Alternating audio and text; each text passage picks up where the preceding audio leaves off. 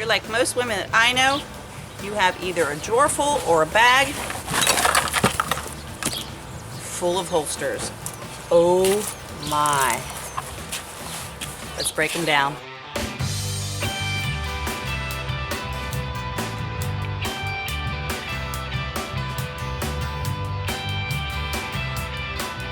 Hey guys, it's Kelly here from Armed and Feminine, and as you see me here, this is how I would typically dress to go out to dinner on, say, a Friday night.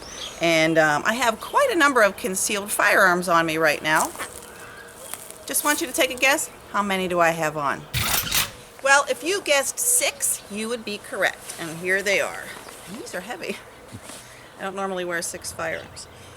So the compression concealment shirt, there's a Glock 42 under my arm here.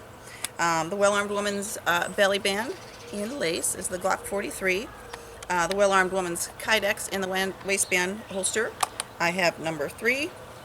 Did I say this was 2? This is 2. This is 3.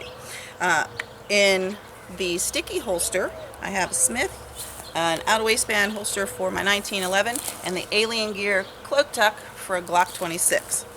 So there are a number of things that I like and don't like about every single one of these. And lots of women, like we showed earlier, just either have a drawer full or a bag full, just because we wear so many different types of clothes. For guys, it's easy, or I should say easier. You have usually the same kind of trouser or jeans, and the things just work in the same place. We have skirts that are high-waisted, we have jeans that are low-waisted, we have all different types of tops, so we might need to use all different types of holstering systems based on what we want to wear for the day. So let's just take a quick look at each one of these. Alright, so number 1, the concealment compression shirt. Number 1, if you're going to try one of these, I will tell you, size up. I'm scrawny, I usually wear a small, and this is a medium, and it's tight.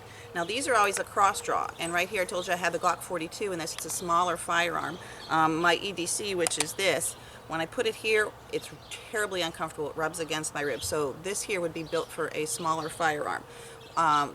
It does conceal nicely right under the armpit. Don't see it hardly ever, and don't really feel it if it's smaller. One thing I don't like about it is this snap. You have to really practice getting through your jersey and getting the snap off and drawing the firearm. That's a lot of time in a critical situation.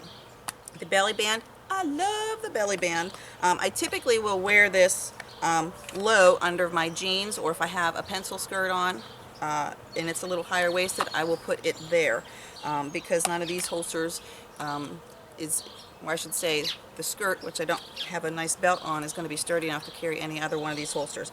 This is wonderful. Comes between like an extra small and a 2XL, and you can adjust it up, down, any way you want for it. This has become my favorite in the waistband holster. I want to show you one thing about this that makes it a little bit different. The clip is not mounted on this part of the holster. It's mounted to the side, and for women in our pants, having that much extra space not being taken up is fantastic. This is the sticky holster, and this is a weird thing. This works with your body heat and compression and truly just sticks there. It's not made for reholstering, but it does draw fairly nicely. You know, that one's usually always going to be seen. This one is for a full-size 1911, even though I have a compact in there. Unless you're having a really long coat, this one's probably going to expose fairly often. The Alien Gear cloak tuck back here for 5 o'clock. I don't mind that one. It's hard for me to sit with this one on. It's not so hard of a draw though. But what I will say is that any of these that are hanging off my jeans, which happen to be on an approved concealed carry belt, they're always a problem going to the bathroom. Hate to admit it, girls, we do that a little bit differently from men, and we always have that problem of what do we do with this when we need to use the restroom. The belly band, we never have that problem. It just stays on us no matter if what we're doing in the restroom, it's secure. So, you know, it's personal choice. Every one of these has a different kind of reason for use, depending on what you're wearing, where you're going. Personal choice. So before I go out, I look in a full-length mirror with another one behind me so I can see all the way around me, and I do 2 tests. One I call the lift test.